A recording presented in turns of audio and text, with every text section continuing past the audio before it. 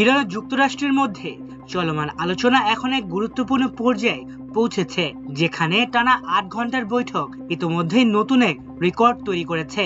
সংশ্লিষ্ট সূত্রগুলো জানাচ্ছে, এটি এখন পর্যন্ত দুই পক্ষের মধ্যে সবচেয়ে দীর্ঘ আলোচনার একটি।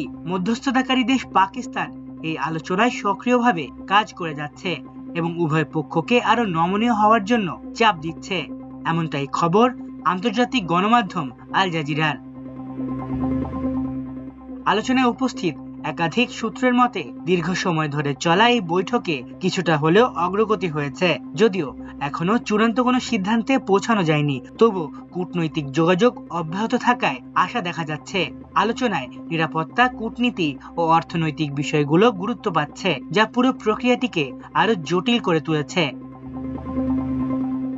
জানা গেছে, একই সঙ্গে আস্থা বৃদ্ধির জন্য বিভিন্ন পদক্ষেপ নিয়েও আলোচনা চলছে, যেখানে পাকিস্তান দুই পক্ষের মধ্যে সমন্বয় তৈরির চেষ্টা করছে। তবে ইরানি সূত্রগুলো বলছে, যুক্তরাষ্ট্র এখনো অনেক বিষয়ে যথেষ্ট নমনীয়তা দেখাচ্ছে না, যা আলোচনার অগ্রগতিকে ধীর করে দিচ্ছে। সবচেয়ে বড় অচলাবস্থার একটি জায়গা হিসেবে উঠে এসেছে হরমুজ প্রণালী। এই গুরুত্বপূর্ণ সামুদ্রিক রুট নিয়ে যুক্তরাষ্ট্রের অবস্থানকে কঠোর বলেই মনে করছে তেহরান। যদিও ইরান কিছু বিষয়ে ছাড় দিতে রাজি থাকার ইঙ্গিত দিয়েছে, কিন্তু হরমুজ নিয়ে কোনো আপোষের ক্ষেত্রে তারা সতর্ক অবস্থানে রয়েছে।